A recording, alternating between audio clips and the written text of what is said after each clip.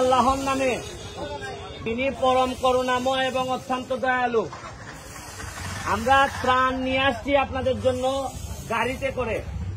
আপনারা ভাইবেন না যে আপনাদের জন্য কোনো সাহায্য নিয়ে আসছি, ত্রাণ নিয়ে আসছি, এটা বড় জিনিস না। বড় জিনিস হলো কি, আমাদের বাড়ি হচ্ছে গিয়ে সিলেটের হবিগঞ্জে। আমরা প্রায় 400 কিলোমিটার দূরে আইছি আপনাদের জন্য। তবে কেন আইছি, গত 1 বছর আগে আমাদের সিলেটে একই রকম বন্যা হয়েছিল।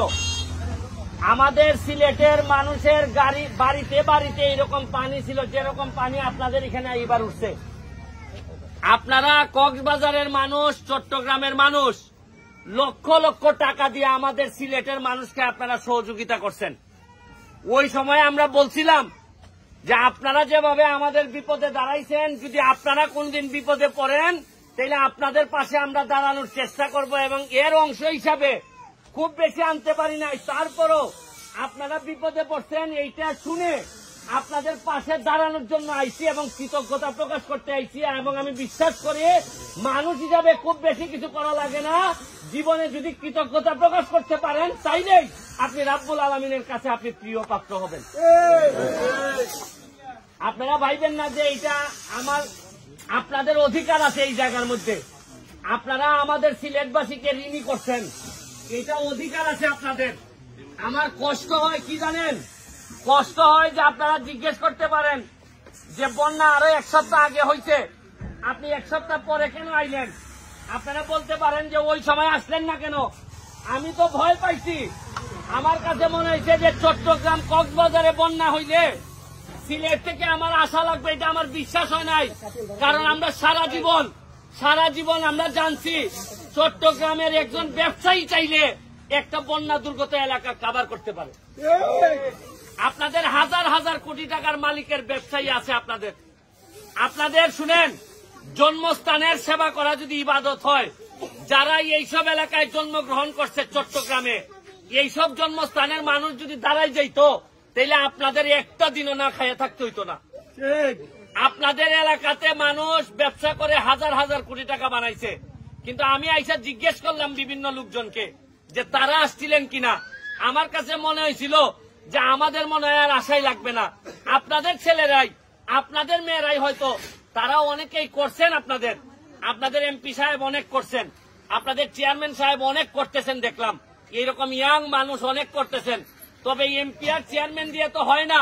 প্রাকৃতিক দুর্যোগে সাধারণ মানুষরা যদি না নামে, আমাদের ধনী মানুষরা যদি আপনাদেরকে সহযোগিতা না করে, সরকার থেকে যে সহযোগিতা আসে এই সহযোগিতা দিয়ে চেয়ারম্যান মেম্বার কোনোদিন কভার করতে পারে না। আমি আপনাদের কাছে দোয়া চাই, রোদের মধ্যে আপনাদেরকে দাঁড় করাবো না, শুধু আপনাদেরকে একটা কথা বলতে চাই। শুনেন, আমি আপনাদের এখানে আইছি মনুষ্যত্বের দাবি নিয়ে। মানুষ হিসাবে আপনারা যে কষ্ট করতেছেন, এই কষ্টে আমি আসছি। একদিন এমন হইতে পারে আমার মা বোন বিপদে পড়তে পারে পানিতে, বন্যায়, ওই দিন আপনার ছেলে মেয়ে গিয়ে আমার মা বোনকে সহযোগিতা করবে। এই মনুষ্যত্বের দাবি নিয়ে আপনাদের কাছে আইছি, কিছু ত্রাণ নিয়ে আইছি নিজের হালাল টাকা থেকে। শুনেন, 3 লাখ টাকার ত্রাণ নিয়ে আইছি। এই 3 লাখ টাকাই আমার রুজি ছিল, এই 3 লাখ টাকা রুজি করিয়া এই টাকার ত্রাণ নিয়ে আইছি। আপনারা আবার ভাইবেন না যে $3 মিলিয়ন বিদেশে পাঠাইয়া 3 লাখ টাকার ত্রাণ এখানে নিয়ে আসি নাই। বিদেশে পাচার কইরা এই টাকা আমি আপনাদের এখানে নিয়ে আসি নাই, হালাল টাকা নিয়ে আপনাদের দুঃখে দাঁড়াইছি। এবং আমি বিশ্বাস করি সিলেটের পক্ষে আপনারা যেভাবে দাঁড়াইছেন, এই কক্সবাজারের এই দুর্গত অবস্থায় দাঁড়ানো আমাদের দায়িত্বের মধ্যে পড়ে। আমি ধন্যবাদ জানাচ্ছি চেয়ারম্যানরে, ধন্যবাদ জানাচ্ছি আপনার আব্দুল হাজরাত যে চেয়ারম্যান আদর, তার কারণে বেসিকলি তার এখানে একবার আসছিলাম। আপনারা জানেন যে 5 জন মানুষ মারা গেছিল অ্যাক্সিডেন্টে, 6 জন। ওই অ্যাক্সিডেন্টের সময় আসছিলাম, এর কারণে একটা সম্পর্ক তৈরি হয়েছে।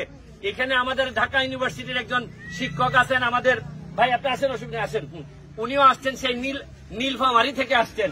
ভাই আসেন, নীলফামারী থেকে আসছেন আপনাদের সাথে দাঁড়ানোর জন্য এবং বিভিন্নভাবে আমাদেরকে সহযোগিতা করেছেন এই ত্রাণের জন্য। সবাইকে ধন্যবাদ জানাচ্ছি। আর একটা কথা শেষ করে আপনাদেরকে, আর গরমে আপনাদেরকে কষ্ট দিব না। শুনেন, আমি কিন্তু এমন একটা পরিবার থেকে জন্মাইছি, এই পরিবার কোন এমপি মন্ত্রীর পরিবার না।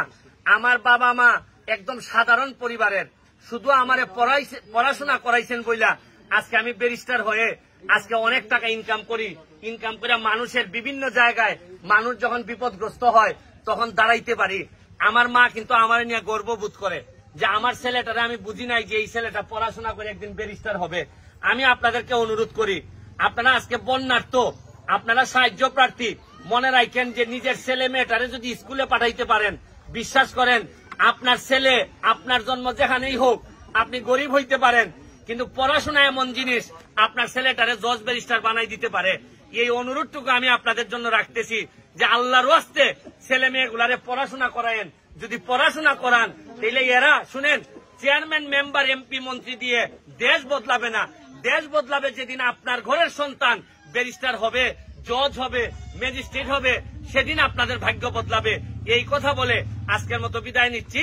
আপনাদের দাওয়াত থাকলো আমাদের সিলেটের হবিগঞ্জে। বন্যা হয়তো থাকবে না, বেশি দিন আপনাদের এই অভাব থাকবে না, বেশি দিন আপনাদের কষ্ট থাকবে না। শুনেন, শুধু এইটুকু বলে যেতে চাই, এইরকম বিপদে বেশি দিন আপনারা থাকবেন না। পানি নাইমা গেছে, কিন্তু মনের মধ্যে যে দাগ আপনাদের পড়ছে, যাদের কাঁধে মাথা রাখা আপনারা কাঁদতে পারার কথা, যারা আপনাদের পাশে দাঁড়ানোর কথা, তারা যারা দাঁড়ায় নাই তাদের কথা মনে রাখবেন। মনে রাখবেন, এরা কোনোদিন মানুষের জন্য রাজনীতি করে না, মানুষের জন্য ব্যবসা করে না, এরা সবসময় নিজেদের স্বার্থে কাজ করে। এই মানুষগুলারে চিনে রাখার জন্য অনুরোধ করে আজকের মতো বিদায় নিচ্ছি। ভালো থাকবেন। জয় বাংলা।